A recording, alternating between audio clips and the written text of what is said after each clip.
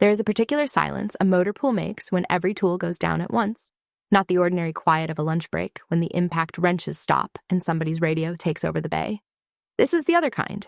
It is the sound of 30 people realizing at the same second that they have made a mistake, and that the mistake has a face, and that the face is standing in front of them holding still. I had heard that silence twice in my life before that morning. Both times I was the reason for it, and now here it was a third time, rolling across a maintenance yard on a flat gray Tuesday. And I was standing in the middle of it, in blue jeans and a faded canvas jacket, with my identification card still in my hand, where I had been about to show it to a young man who had just told me I did not belong there. 6 mechanics stood in a ragged rank beside a truck they had been tearing down, greased to the elbows, shop rags gone loose in their fingers. None of them moved. A staff car sat at the mouth of the bay with its rear door open, and on its front bumper were 2 silver stars, painted small and plain, the way real authority is always painted small because it does not need to shout. A man in a clean uniform stood between me and the 6 of them, and his voice was low and level, and he was asking them a question none of them wanted to answer. I want to tell you the whole thing, because the silence is the end of it, and not the middle, and the middle is where everything I have ever learned about being underestimated actually lives. So let me turn the clock back. 9 hours earlier, none of those young men knew my name, and that, in the end, was the entire trouble. My name is Corinne Halstead. That morning I was 44 years old, and I had been a soldier for 26 of those years, which is to say I had spent more of my life in the Army than out of it. I am a warrant officer, a chief warrant officer 4, and if that phrase means nothing to you, you are in good company, because it means nothing to most of the people who wear the same uniform I do. A warrant officer is a strange animal in an army built on generals and sergeants. We are the experts. We are the ones they send for when the expensive, complicated, stubborn thing will not do what it is supposed to do, and nobody else can figure out why. We are also, on every organizational chart ever drawn, nobody's idea of a leader. We do not command battalions. We fix the things battalions cannot run without. I had made my peace with both halves of that a long time ago. I had started, though, at the very bottom, the way the best of us do. I enlisted at 18, straight out of a 2-story house in Youngstown, Ohio, with a father who fixed other people's furnaces for a living and a mother who kept the books for a hardware store. I signed up to be a wheeled vehicle mechanic, a 63 Bravo in the old numbers, 91 Bravo in the ones that came later. I chose it because I already knew engines, because my father had taught me that a machine is only ever telling you the truth if you know how to listen, and because I did not want to be anywhere the Army could not use my hands. I have never once regretted it. I have regretted, more times than I can count, that the hands were the only part of me anybody thought to look at. That report-in morning, I woke at 0500 in a motel off the interstate, in a room that smelled like every other room the Army has ever put me in, and I drank bad coffee out of a paper cup and looked at the packet on the end of the bed. I was reporting to a stateside installation to take over as the command maintenance warrant officer, which meant the entire wheeled vehicle fleet of a division was about to become my problem, my fault, and my responsibility, all at once. My household goods were still 3 days behind me on a moving truck somewhere in Kansas. My uniforms were in a wardrobe box on that same truck. All I had with me was what fit in a duffel and a garment bag, and the garment bag held a single set of the new green service uniform, pressed and ready for the formal side of reporting in, which was scheduled for the afternoon. The motor pool visit that morning was supposed to be informal. I had asked for it that way. Before I ever put the uniform on and shook the colonel's hand and signed the papers that made me responsible for 400 vehicles, I wanted to walk the shop cold. I wanted to see it the way it actually was, on an ordinary morning, before anyone had a reason to clean it up for me. You learn more about a maintenance operation in 10 unannounced minutes than in 10 scheduled hours. So I put on the jeans and the jacket, and I drove onto the post as the sun came up over the water towers, and I let the guard scan a civilian-looking woman through the gate without a second glance, and I went to look at my new shop before it knew I was coming. I should tell you that I have been mistaken for the wrong thing my entire career, and that the mistake almost always takes the same shape. It is never that people think I am a worse mechanic than I am. It is that they do not think of me as a mechanic at all. For 26 years, at motor pools and depots and training ranges across 2 continents, some version of the same first conversation has happened, where a man looks at me and reaches, automatically, for a category that is not soldier and not expert and lands on wife, or clerk, or lost, or visitor. I stopped being wounded by it a long time ago, the way you stop noticing a sound you have heard every day of your life, but I never stopped noticing it, if that makes sense. I keep a quiet ledger. not for revenge, for information. Because the way a person treats the woman they have decided is nobody is the truest thing you will ever learn about them. Truer than anything they will show you once they know your rank. I have learned more about the men I have served with in the 60 seconds before they knew who I was than in all the years after. Trevor Mays told me exactly who he was in the first 30 seconds of that morning, and so did Boyer, and so did Danny Holt, and none of them knew they were doing it, and all of it was useful.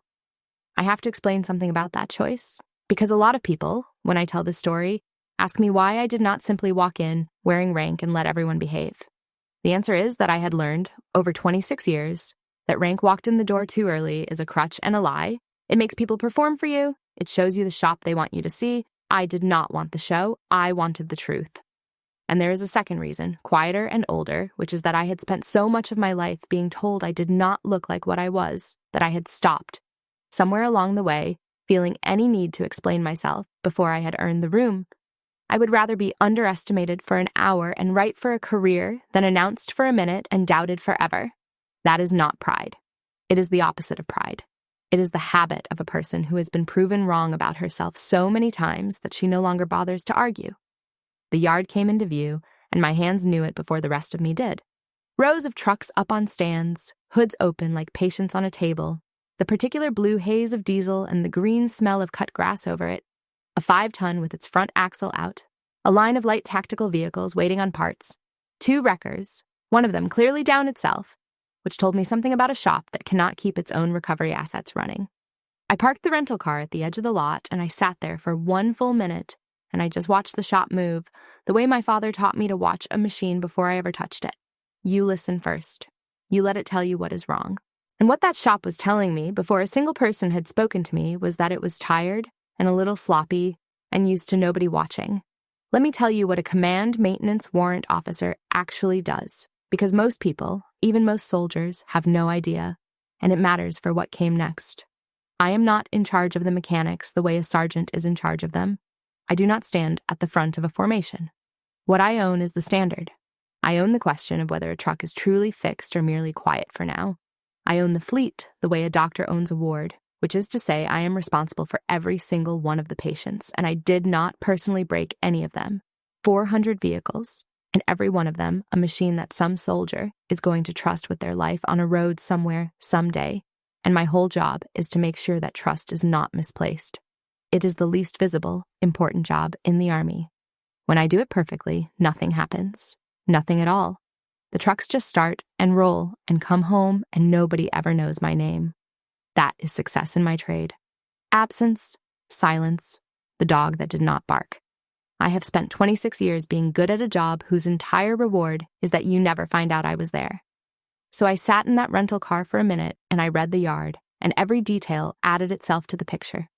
The way a hydraulic line on the wrecker had a slow weep at the fitting that somebody had wrapped in tape instead of replacing, which told me the shop had learned to live with things instead of fixing them. The way a rack of tools sat out in the weather overnight, rusting at the edges, which told me nobody's pride was in those tools anymore. The way 3 trucks sat with their hoods up and nobody working on them, not because the mechanics were lazy, I would learn, but because the parts had not been ordered on time and the men had stopped expecting them to come. A shop is a body, and every one of those was a symptom, and I could already feel the diagnosis forming, the way it always does, before I have the words for it. This shop had stopped believing it could be good, and a shop that has stopped believing it can be good will let anything breathe, including a joke thrown at a stranger's feet.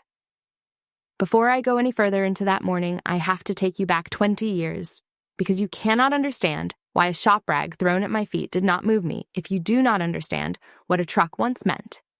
It was 2006. I was 24 years old and a sergeant, a recovery non-commissioned officer with a forward maintenance team, which is a fancy way of saying I was the person they sent out when a vehicle died somewhere it was not safe to die. On a morning I have never fully left, our route clearance package took fire on a stretch of open road, and the lead truck, an up-armored heavy vehicle carrying 4 soldiers, took something in the engine and simply stopped, dead. In the middle of the kill zone, in the open, with rounds walking across the hood in a way I can still see if I close my eyes. Here's the thing nobody tells you about a firefight around a broken vehicle. Everyone can shoot back. That is the easy part in a terrible way because it is the part everybody trains for and the part everybody's body wants to do. What almost nobody can do, what the entire convoy could not do, was make 3 tons of dead steel move again while it was being shot at. That was mine. That was the thing the Army had spent 6 years turning my hands into.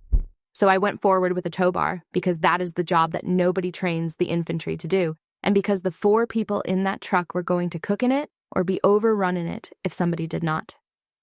I need you to understand that I was not brave that day, not the way people mean when they use the word. Brave is a decision, and I did not make one.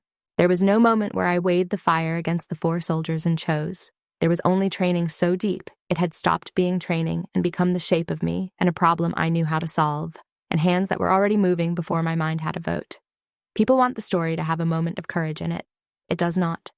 It has a woman who knew how to move a dead truck, doing the only thing in that entire disaster that she actually knew how to do, because doing it was easier than standing there useless while men she knew burned. If that is bravery, then bravery is just competence with nowhere else to go. The convoy commander that morning was a young lieutenant, and I have thought about him over the years because his whole job in that ambush was to keep his head and run the fight, and my whole job was to fix the one thing that could not be shot at into working, and the 2 of us never exchanged a word during it. That is how a good unit works. Everybody does their piece and trusts the others to do theirs.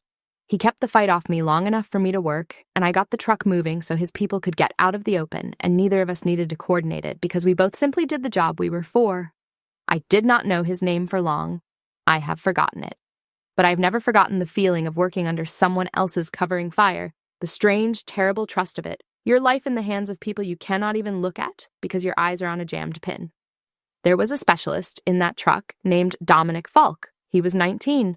His door had jammed in the hit, folded just enough at the frame that it would not open, and he was trapped behind it while I worked on getting the whole vehicle hooked to move. I could see him through the glass.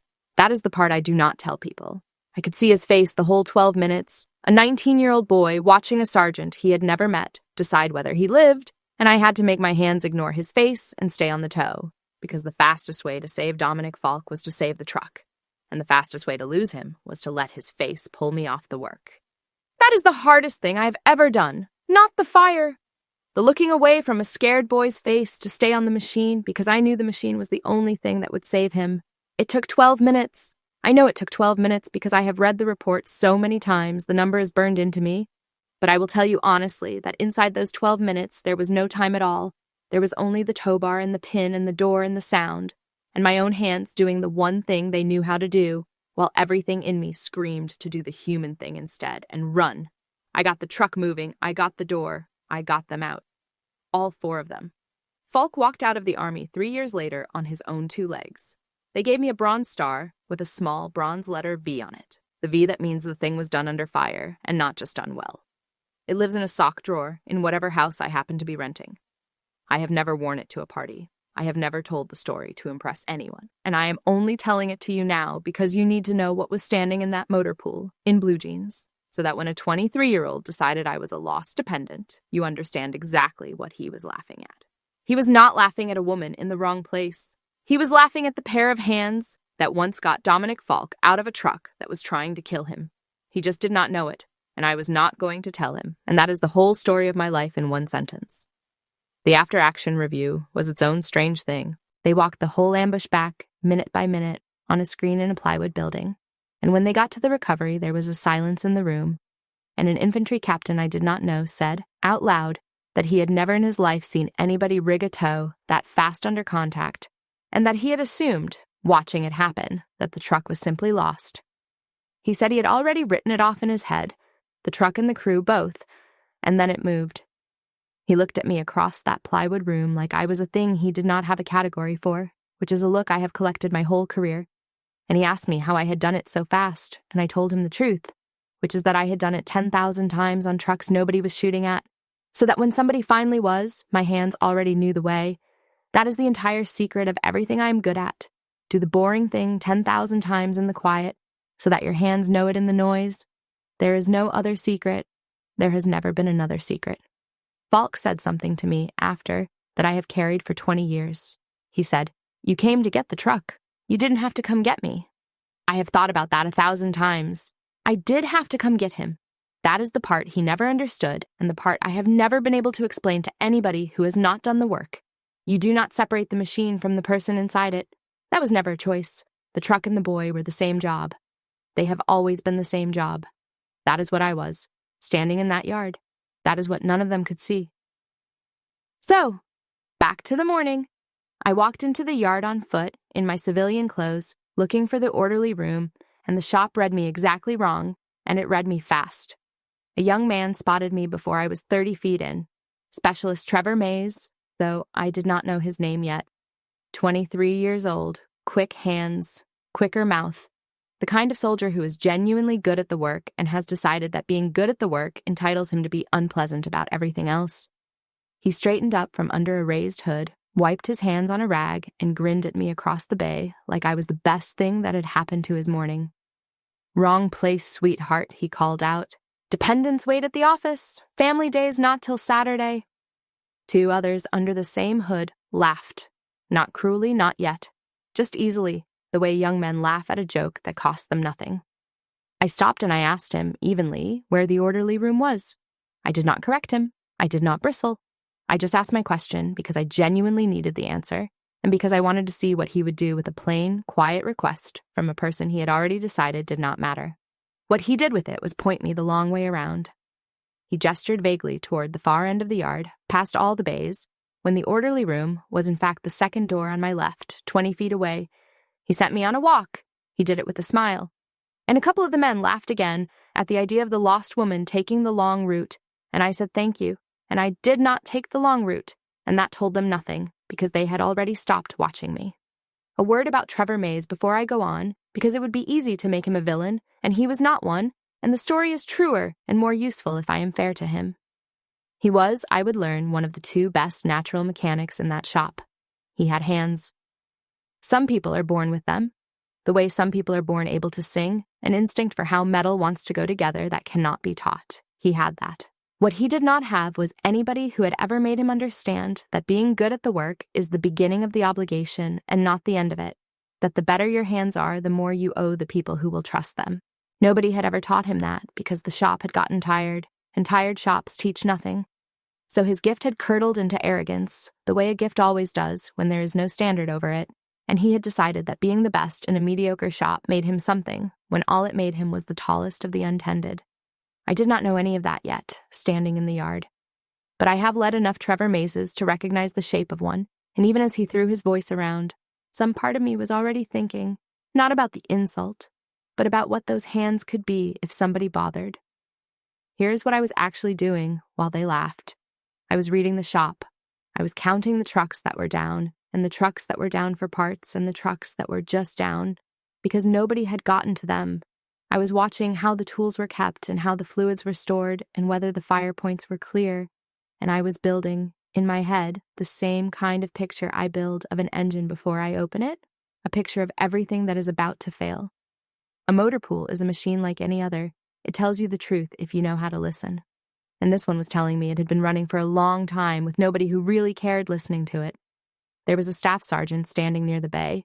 Dwayne Boyer, 34, the shop's daytime non-commissioned officer in charge. He saw the whole exchange. He saw Mays send a lost-looking woman on a wild walk around his motor pool, and he saw the men laughing, and he did nothing. He did not stop it. He turned back to his clipboard. And I want to be fair to Dwayne Boyer, because he became something better than he was that day. So let me tell you what I actually thought watching him in that first minute, which was not anger. It was diagnosis. A good non-commissioned officer kills that kind of thing in the first second. Not because the woman might be somebody, because it is beneath the standard of the shop, and the standard is the non-commissioned officer's whole job. Boyer let it breathe. He let his young soldier be small in front of a stranger because it was easier than the 2 seconds of friction it would take to correct him. And that told me more about the state of my new shop than any of the down trucks did. The trucks were a symptom. Boyer, tired and letting it breathe, was the disease. I filed it away, the way I file away a knock in an engine that the driver has learned to ignore. I kept walking toward the office, and behind me, unseen by any of us, a staff car had already cleared the gate and was moving through the post toward the motor pool, because the man who had asked for me by name did not like to wait and did not know that his new maintenance chief was at that moment being told to make herself scarce. The joke should have died there. It usually does. Most people, when their target refuses to perform outrage, get bored and move on. But Mays was not most people, and my calm, instead of ending it, seemed to bother him, the way a nail that will not go all the way in bothers a man who is sure it should. He came a little further out of the bay, into the open, where more people could see, and he raised his voice, because the first joke had gotten a laugh, and he wanted another one. "Ma'am, seriously," he said, loud now. "This is a motor pool. It's for soldiers. Not girlfriends, not tourists. You want the visitor center. It's back the way you came." And he pulled the shop rag off his shoulder and tossed it, underhand, so that it landed on the ground a foot in front of my boots. A small, deliberate, contemptuous thing, a way of telling me to move along without touching me. 5 of them were laughing now. It had grown. That is what these things do when nobody stops them. I looked at the rag on the ground, and I want to be honest with you about what went through me in that second. Because if I pretended I felt nothing, I would be lying, and this whole story is worth nothing if it is a lie. What went through me was tiredness, not rage, not humiliation. A deep, familiar, 26-year tiredness, the specific fatigue of being read wrong at a glance for the 10,000th time by someone who is very sure and very young. I have been underestimated by experts, by men with far more rank and far more reason to know better than a 23-year-old specialist. Corporals and specialists are amateurs at it. Their contempt is loud and cheap, and it comes off, later, like a decal. So I did the thing I have learned to do, which is nothing dramatic at all. I bent down. I picked up the rag. I folded it in half and in half again, the way you fold a rag you intend to use, and I walked the 3 steps to the nearest workbench, and I set it down there, squared to the edge, and I turned back around. I did not raise my voice. I did not say a word about who I was. I simply refused to be moved along, and I refused to be angry, and I let the quiet of that sit in the bay for a second, and the strange thing about quiet like that is that it makes noise stop being fun. There was a young private nearby, Danny Holt, 20 years old, and he had not laughed at all.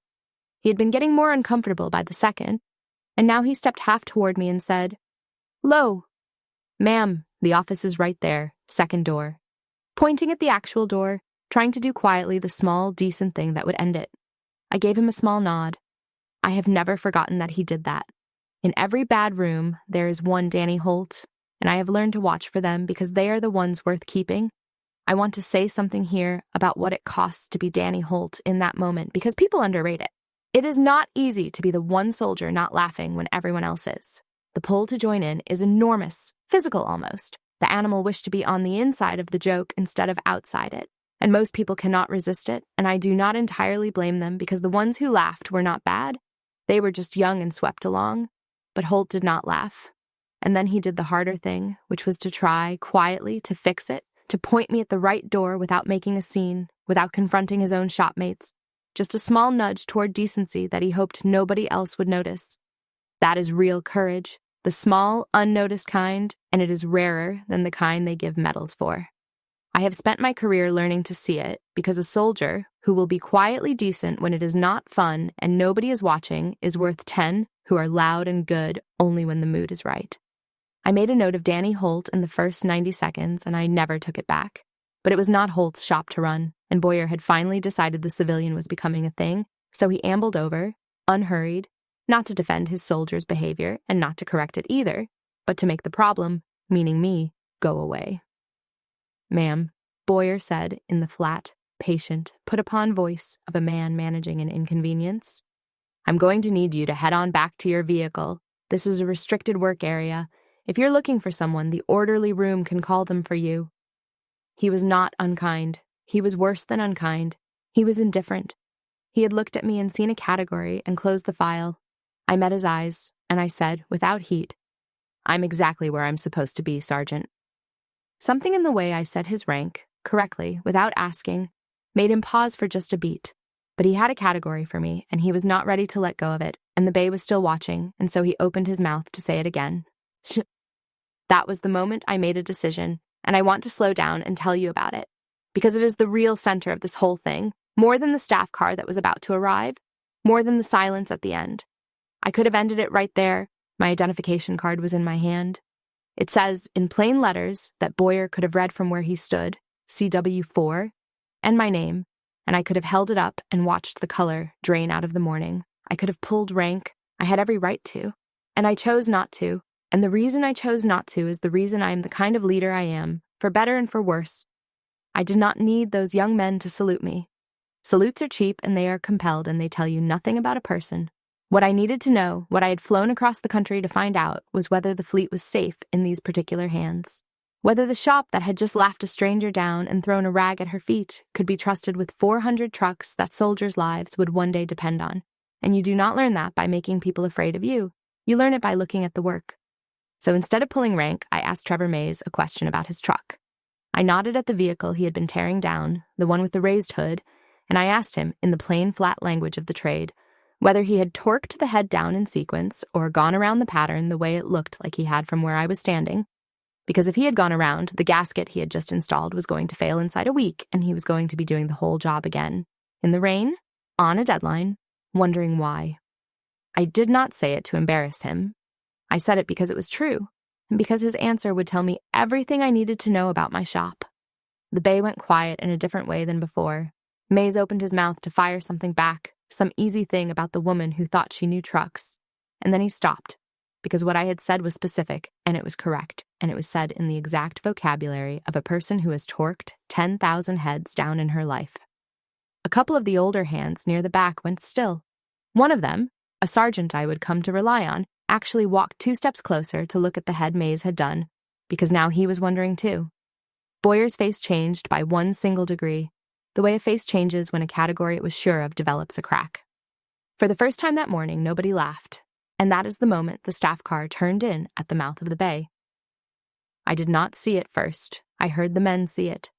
There is a sound a group of soldiers makes when a general appears, a kind of collective intake, a scramble that is half instinct, and I heard it ripple through the bay before I turned around. The car was long and dark and government plain, and on the front bumper were the 2 small silver stars, and a captain in a crisp uniform, a young woman named Renee Vogel, who I would work with for 2 years after that, was already out and opening the rear door. Captain Renee Vogel was the first one out, 30 years old, an aide-de-camp, and she moved with the particular crispness of an officer who has learned that a general's time is measured in seconds and that her whole job is to spend none of them. She scanned the yard once, the way protective people scan a room, and I watched her eyes pass over the panicking mechanics and land on me, and I watched her make the same assumption everyone else had made. The woman in jeans is nobody. And then I watched her not act on it, because a good aide does not act on assumptions, and she simply opened the door and waited.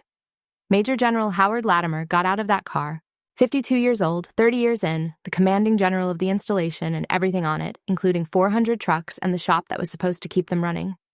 He was not a large man. That surprised people about him. He had the quiet, economical way of moving that the most senior officers often have, the sense of a man who has long since stopped needing to take up space in a room because the room rearranges itself around him without being asked. He did not stride. He did not survey. He got out of the car and he found the one thing he had come for, and everything else in that yard, all the young men snapping to their feet, all the noise of their panic, might as well not have existed. And he did not look at the bracing, panicking mechanics.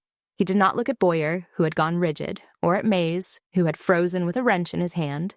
He looked across the whole yard, past all of them, at the woman in blue jeans standing by a workbench with a folded rag squared to its edge, and his face did something I did not expect.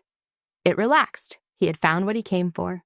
He crossed the lot at an unhurried walk, straight through the middle of all those young men snapping to their feet, and he did not so much as glance at them, and he stopped in front of me and put out his hand.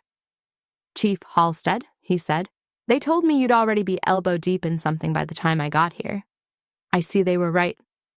And he smiled, and he shook my hand, and the whole bay heard the word chief and watched a 2-star general offer his hand to the lost dependent, and I watched every one of them do the math at the same time. I shook the general's hand. I want to be honest about what I felt in that handshake, because it was not triumph. I had imagined, in a distant way, over the years, moments like that one, the moment the room finds out, and I had always assumed it would feel like winning. It did not. What it felt like was ordinary, almost tired, the quiet click of a thing sliding into the place it should have been all along. There was no rush of vindication. There was just a general shaking my hand and a shop realizing its mistake, and me still holding a plastic identification card. thinking mostly about the truck with the head torqued out of sequence and whether the parts flow in this shop could be fixed by the end of the quarter. The reveal, when it finally comes, is never as loud on the inside as it looks from the outside. You do not get to enjoy it the way the people watching think you should.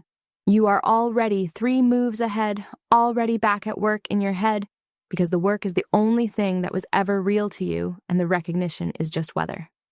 You have to understand what that word did in that yard. Chief. To a group of Army mechanics, that word means exactly one thing, and it does not mean the woman is somebody's wife. It means warrant officer. It means the expert. It means the one person in the building the general drove across a post to shake hands with. I watched it land on Maze's face like cold water. I watched Boyer's category shatter completely. 6 shop rags stopped moving at once, and that was the silence, the one I opened this story with. That was the 3rd time in my life I had heard a motor pool go that quiet, and this time I had not lifted a wrench to cause it. I had done nothing at all except refuse to be moved along and let the truth arrive on its own schedule. General Latimer, I learned later and partly guessed in the moment, was not a man who did anything by accident, and he had not stumbled into that yard. He told me plainly, standing right there, that he had read my name on the fleet readiness request his staff had put together, that he had seen a division fleet in trouble, and had personally asked for the one warrant officer in the Army he trusted to fix it, and that when a general asks for someone by name, he generally likes to be there when they arrive. He did not do it to rescue me. He did not know I needed rescuing. He did it because he did not hand a broken fleet to a stranger, and he wanted to look me in the eye on the first day. The rescue was an accident of timing. The respect was not. Then he turned without hurry to the 6 young men standing at rigid attention, and his voice dropped into something quiet and cold and absolutely level, the voice generals use precisely because they never have to raise it. "Who?" he said, told my new maintenance chief to wait by her car. Nobody answered. May's mouth worked and nothing came out of it. The rag he had thrown was still folded on the workbench where I had put it, and I saw the general's eyes go to it, and I saw him understand exactly what it was, and I saw the temperature of the morning drop another 10 degrees. I could have let it happen. I want to be honest that a part of me, the tired part, the part that had picked up that rag, wanted to let it happen. A 2-star general can end a young soldier's career in a single sentence, and Trevor Mays had, by any fair accounting, earned whatever sentence was coming. It would have been just. And I stepped into it anyway, and stopped it. And I need to tell you why, because it is the difference between being right and being a leader, and they are not the same thing. "Sir," I said, "may I have my shop?" The general looked at me. It was not the request he expected, and I said the rest of it quietly, just to him, in the space between the 2 of us. I said that I had not flown across the country to inherit 6 ruined careers on my first morning. I said that a shop cannot be built on a public execution, that if he flattened these men now, they would be his justice, but they would never be my soldiers. And I needed them to be my soldiers. I said that the failure in that yard was real, and I intended to fix it, but that fixing it was maintenance, and maintenance was my job, and I would like to do my job. I said all of it in about 15 seconds, in a low voice, and Howard Latimer, who had 30 years of reading people, read me, and something in his face eased, and he gave me the smallest nod I have ever received, and it meant everything. "Chief Halstead has the floor," he said to the yard, and he turned and walked back to his car, and Captain Vogel opened the door, and he paused with one hand on the frame and looked back at the 6 of them one more time, and he did not need to say anything else, because the fact that he was leaving them to me was itself the most frightening thing that could possibly have happened to them. The car pulled away, and then it was just me, in my blue jeans, and 6 young men who 20 minutes earlier had thrown a rag at my feet, and a shop that had just watched the whole thing. I did not yell. I have almost never yelled in 26 years, because yelling is what you do when you have run out of authority, and I have never run out. I stood in the middle of the bay, and I told them, in plain language, exactly what had happened and exactly what I expected. Once, because once is all a standard should ever have to be said. I told them first that I was not going to talk about the joke. I said it plainly. I said that the woman in the parking lot was the least of what had gone wrong that morning, that my feelings were not the subject and never would be, and that anybody who thought the problem with the last hour was that they had been rude to me had missed the entire point. That got their attention more than any dressing down would have, because they had all braced for the personal version, the "you hurt my feelings" version, and I gave them something colder and more useful instead. I told them the problem was not that they had disrespected a stranger. The problem was that they had disrespected the trucks. I named the failures. I named the truck, and the head torqued out of sequence, and the week it would have taken to blow that gasket and the deadline it would have blown with it. I named the 2 down wreckers and the recovery capability the shop had quietly decided to live without. I named the taped hydraulic fitting and the tools left out to rust and the parts that had stopped being chased because the men had stopped believing they would come. I walked them through the whole diagnosis I had built, sitting in a rental car before any of them had spoken to me, and I watched it land. Because there is nothing like being told, in accurate detail, exactly what is wrong with the thing you have been pretending is fine. I was not guessing, and they knew I was not guessing, and a shop can lie to a person who is guessing, but it cannot lie to a person who already knows. I named the thing Boyer had done, or rather not done, when he let a joke breathe instead of killing it, and I named it to Boyer directly, in front of his men, not to shame him, but because a non-commissioned officer corrected privately learns nothing, and a non-commissioned officer corrected in the exact place he failed learns forever. And to my surprise, and to his great credit, Dwayne Boyer did not flinch from it. He looked at me and he said, flat and without excuse, "You're right, Chief. That's on me. It won't happen again." And I believed him, and I was right too.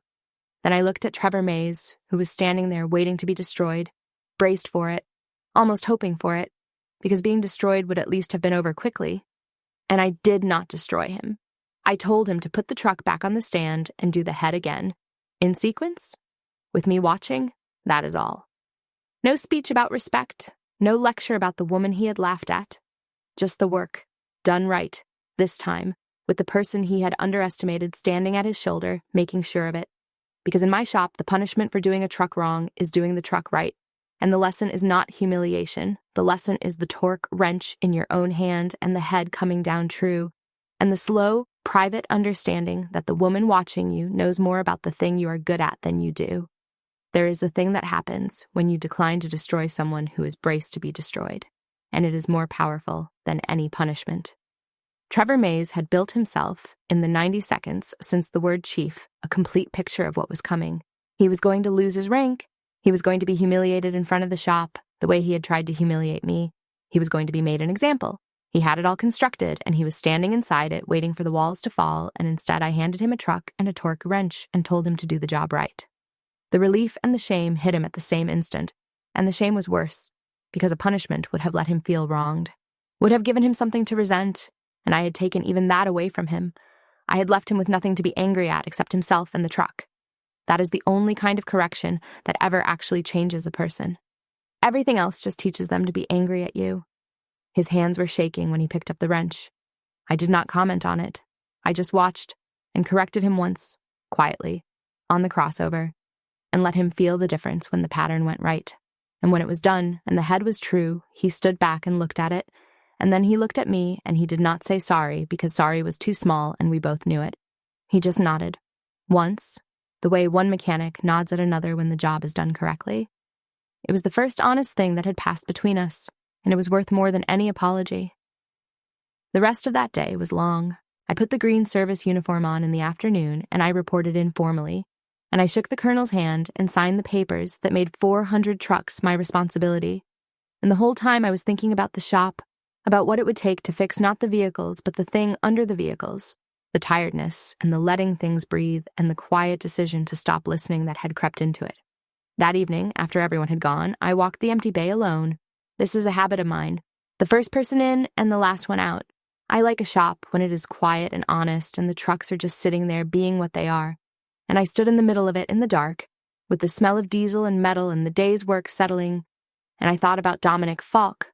I thought about the fact that the exact same skill that once got a 19-year-old out of a truck that was trying to kill him is the skill a 23-year-old had laughed at that very morning. The same hands, the same knowledge. In 2006, it was the most important thing in the world for 12 minutes, and in 2026, it was a punchline until a general happened to say the word chief. That is the strange, hard truth of the work I do. It is invisible, right up until the exact worst second it becomes the only thing that matters, and then it is invisible again the moment the crisis passes and the people whose lives it saved go home and forget, the way Falk went home, and the way they are supposed to. The army taught me how to fix what everyone else had given up on. It taught me to listen to a machine until it told me the truth, and to go forward with a tow bar when everyone else's job was to shoot and to get the truck and the boy out, because they were never two jobs. They were always one. It taught me all of that, and it never once taught me how to be seen while I did it. I used to wait to be seen. I used to think that if I did the work well enough, long enough, quietly enough, the seeing would come. And somewhere in the middle of those 26 years, I stopped waiting, and I will tell you, that is the day the tiredness stopped being bitter and started being something more like peace. I stood there a long time. A motor pool at night is one of my favorite places in the world, and I have never been able to fully explain why to anyone who does not feel it too. It is all potential energy. Every truck is a promise held in reserve, a thing that is not moving now, but will move when it is asked, and the whole quiet building is just 400 kept promises waiting in the dark. There is a kind of peace in a fleet that is right, a peace I have chased my entire adult life. And it has nothing to do with recognition and everything to do with knowing that if the call came tonight, the trucks would start. That is the only thing I have ever really wanted from the work. Not the medal in the sock drawer, not a general saying my name, just the certainty, standing alone in the dark, that the promises will keep. I thought about how close it had come to going a different way.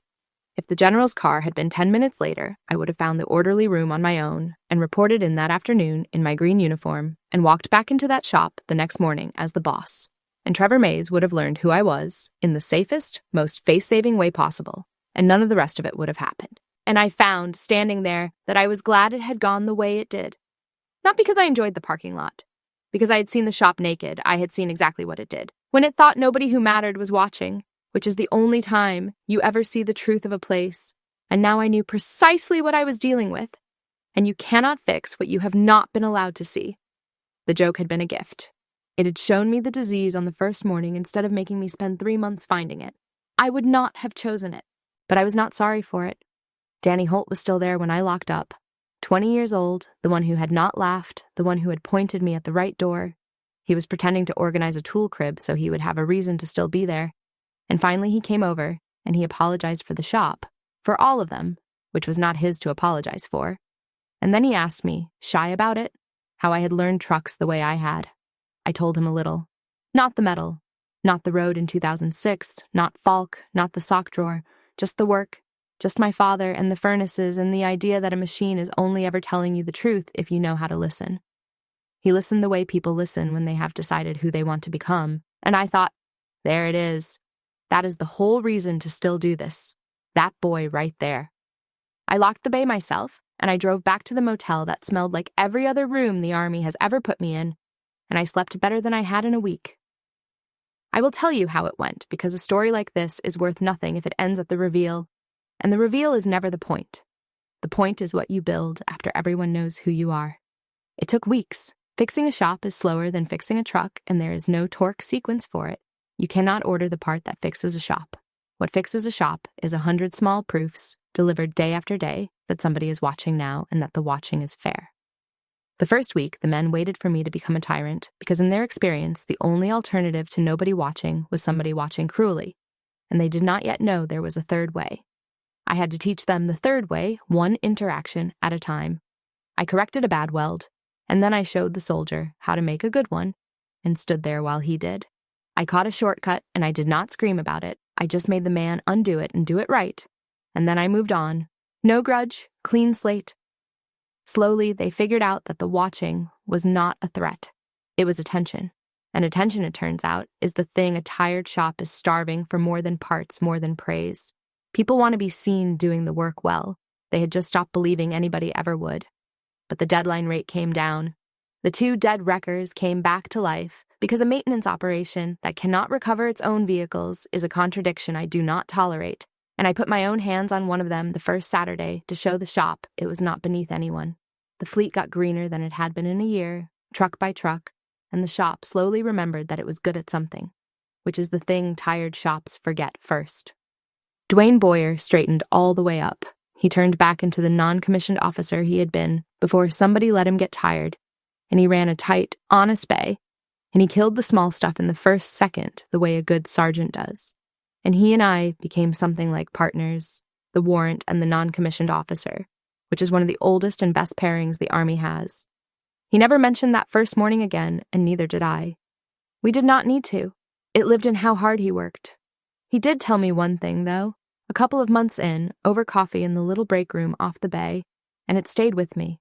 He said that the morning I let him have his men back instead of letting the general burn them, he had gone home and not slept because he had spent the whole day waiting for me to take my revenge, to write him up, to quietly wreck him the way he had quietly let his soldier wreck a stranger. And it never came. And somewhere around midnight, he had understood that it was never going to come, that I had meant exactly what I said in the yard, that the failure was the subject and not my pride, and that I was genuinely more interested in the fleet than in being right about him. He said that was the moment he decided to work for me instead of just around me.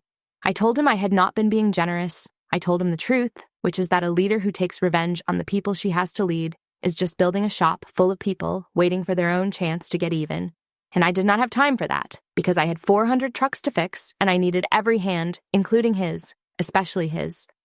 He nodded at that, the way Boyer nodded at things, once, final, and we never spoke of it again. There was a night, about 5 months in, that told me the shop was truly fixed, and I will end the working part of the story there, because it is the only ending that means anything in my trade. A no-notice recall came down late in the evening, the kind of thing that is usually a drill and occasionally is not, and the division needed a large slice of the fleet ready to roll before dawn. That is the moment every maintenance operation is secretly built for and secretly dreads. The moment the promises get called in all at once. 5 months earlier, that recall would have been a disaster. Half the trucks would have been down, for parts nobody chased and shortcuts nobody caught. That night, the shop I had inherited answered the bell. Boyer ran the floor, Mays ran a crew. Holt, not so young anymore in the ways that count, worked a line of vehicles with his sleeves shoved up and never once looked at the clock. And the trucks started. Nearly all of them. They started, and they rolled out into the dark exactly the way they were promised to. And I stood in the bay door and watched my fleet leave. And I felt the thing I had been chasing my whole life, the deep, quiet certainty that the promises would keep. And this time it was not just my hands that had kept them. It was a whole shop that had learned to. Trevor Mays became a project, which is my favorite kind of soldier to have. He stayed raw for a while and proud, and it took him time to look me in the eye. But he was good, genuinely good with his hands, and being good is the raw material of being great, and I decided to spend on him. A few weeks in, he caught a cracked control arm on a truck that was about to go back into service, caught it before I did, and he flagged it and stopped the vehicle and did it exactly right. And he made sure, in a way he thought was subtle, that I was there to see him do it.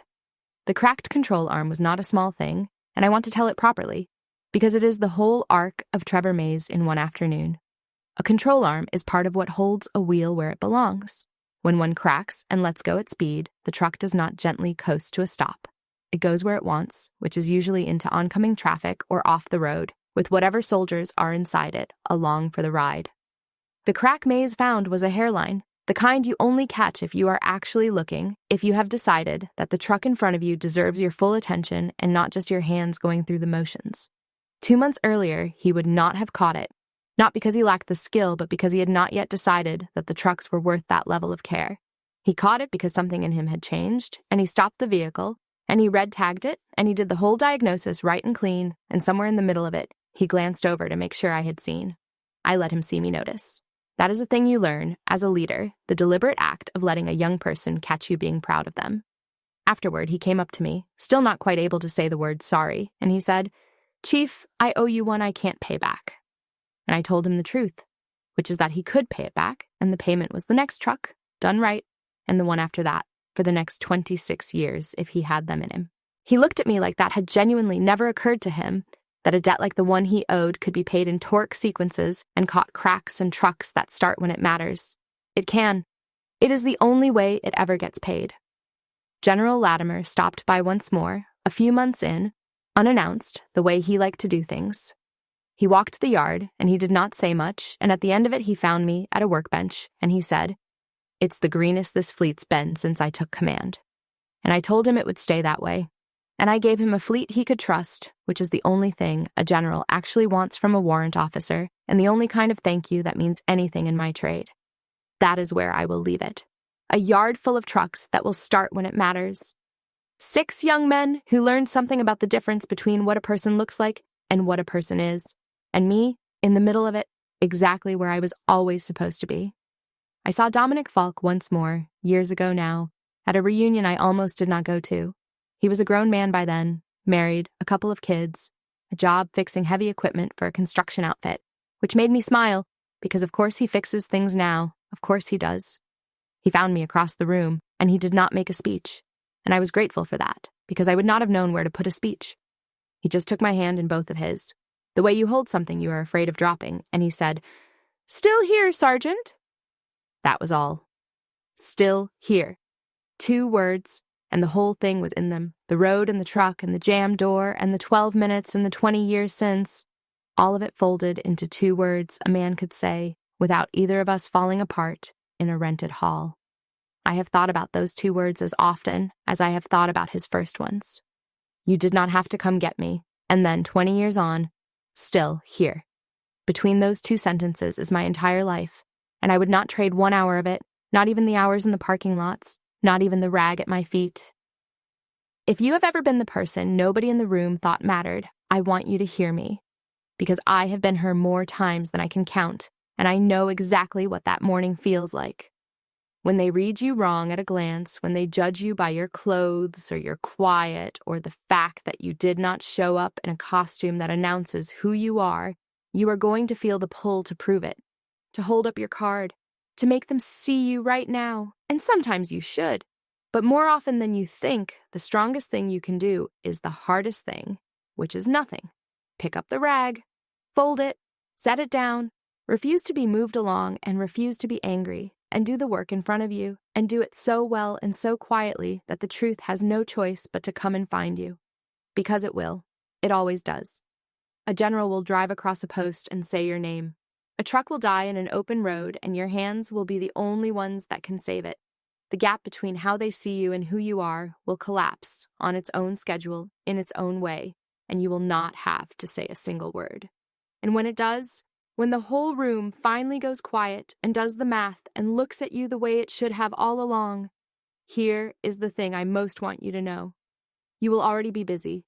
You will already have your hands on the next thing that matters, and that, in the end, is the best revenge there is, which is no revenge at all. It is just the work and the peace of knowing you never once needed them to see you in order to be exactly who you are. The end.